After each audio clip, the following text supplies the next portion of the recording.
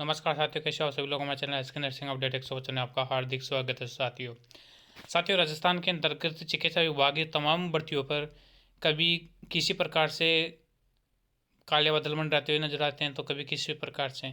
आज nursing officer भर्ती को रिलेटेड हम बात करेंगे, जिसके अंतर्गत नर्सिंग ऑफिसर भर्ती के अंतर्गत जो प्रक्रिया है उसको स्थगित कर दिया गया है।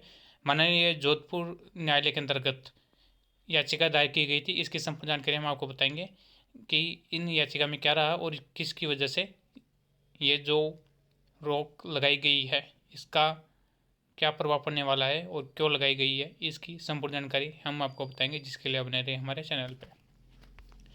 साथियों आप देख सकते हो आज के दैनिक भास्कर की न्यूज़, जिसके अंतर्गत बताया गया है कि नर्सिंग ऑफिसर भर्ती अंतिम वरीयता सूची में ज़्यादा अंक वाले शामिल क्यों नहीं। हाईकोर्ट ने 8700 पदों की नर्सिंग ऑफिसर भर्ती 2023 में ओबीसी सहित SC ST वर्ग के ज़्यादा अंक लाने वाले अभ्यर्थियों की अंतिम वरीयता सूची में शामिल नहीं किए।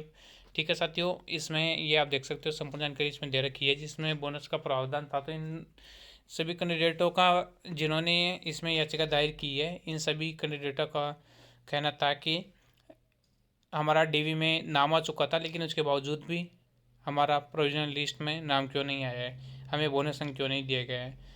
यही याचिका जस्टिस सुधीर बंसल की एकल पीठ के अंतर्गत याचिका लगाई गई, जिसमें अधिवक्ता प्रदीप सिंह निर्वाणा ने बताया कि नर्सिंग ऑफिसर जो भर्ती है 2023 के अंतर्गत आई, इसमें अंतिम जो वरीयता सूची है वो 7 अक्टूबर को जारी होनी थी, लेकिन इसमें जो OBC SC ST के जो अभ्यर्थी है इनको शामिल नहीं किया गया है, जिनके ज़्यादा अंक थे।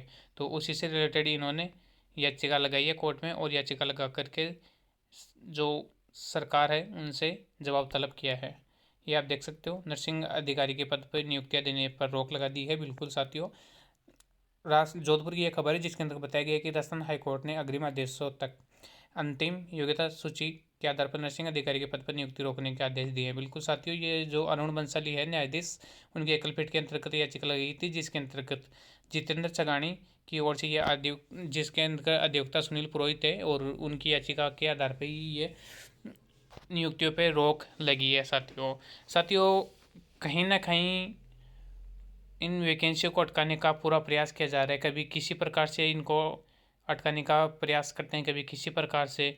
इसी प्रकार से ये चलता रहेगा तो इन वैकेंसियों को चिकित्सा विभाग कब तक कंप्लीट करता रहेगा। इसमें हो सकता है शायद ये जिनको ये अनुभव प्रमाण पत्र के बारे में बताया गया है, ये कोई बाहरी स्टेट वाले भी हो सकते हैं। और इसी के साथ ही अपने भी स्टेट के कुछ CHO है, उनको सुनने में आया है कि उनको नंबर नहीं दिए गए बोनस अंक, क्योंकि उनका DV में नाम आ चुका था, लेकिन प्रोविजन लिस्ट में नाम नहीं आया है। तो वो सभी अभ्यर्थी परेशान होकर के और हाईकोर्ट का दरवाज़ा खटखटाया है। अब देखते हैं इनको कब तक न्याय मिलती है, या ये जो इन्होंने मांग की है ये सही है या नहीं, वो अगली हियरिंग में पता चल। इसमें 8वें कॉलम को लेकर के बहस छिड़ी है कि जो 8वां कॉलम था उस कॉलम के आधार पे हमारे को जो अनुभव प्रमाण पत्र है वो नहीं दिया गया था। साथियों इसमें हुआ ये था कि जो पहले अनुभव प्रमाण पत्र था जिसके लिए फॉर्मेट जारी किया गया था, तो कुछ स्टूडेंट ऐसे थे जिन्होंने पुराना फॉर्मेट यूज कर लिया था, और उन पुराने फॉर्मेट की वजह से उनको बताया भी गया था कि नया फॉर्मेट आपको यूज़ करना है अनुभव प्रमाण पत्र में, लेकिन उनके द्वारा पुराना कर लिया गया। तो उसकी वजह से शायद उनको अनुभव प्रमाण पत्र नहीं मिल रहा, और इनके जो प्रोविजन लिस्ट में इनका नाम नहीं आया, और इसकी वजह से ये सभी अभ्यर्थी ये सोच कर कि हमारे पास तो बोनस भी थे और ज़्यादा अंक भी बन रहे थे, फिर भी हमारा नंबर नहीं आया, तो इन्होंने जोधपुर हाईकोर्ट का दरवाज़ा खटखटाया था। साथियों इसी के साथ ही आगे देख लेते हैं।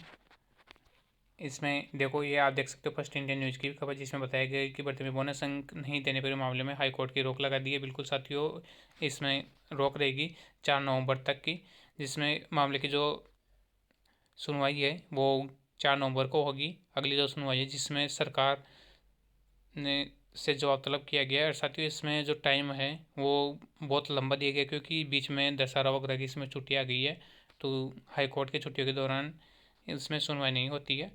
तो अब देखते हैं साथियों ये कब तक इन साथियों की ये जो मांगे हैं ये पूरी हो पाएगी, या इनकी जो उचित है तो इनको कब तक न्याय मिल पाएगा साथियों। लेकिन इस प्रकार से जो नए नए करते आते हैं तो उनकी वजह से इन वैकेंसियों पे देरी होती हुई नज़र आती है साथियों। अब चाहे वो किसी भी प्रकार के मामले हो, सभी वैकेंसियों में देरी होती हुई नज़र आती है और उनकी वजह से जो शोषित पीढ़ी जो स्टूडेंट हैं उनको ज्वाइनिंग नहीं मिल पाती है साथियों, उनकी ज्वाइनिंग में देरी होती हुई नज़र आ रही है साथियों। इसी के साथ ही जय हिंद जय भारत।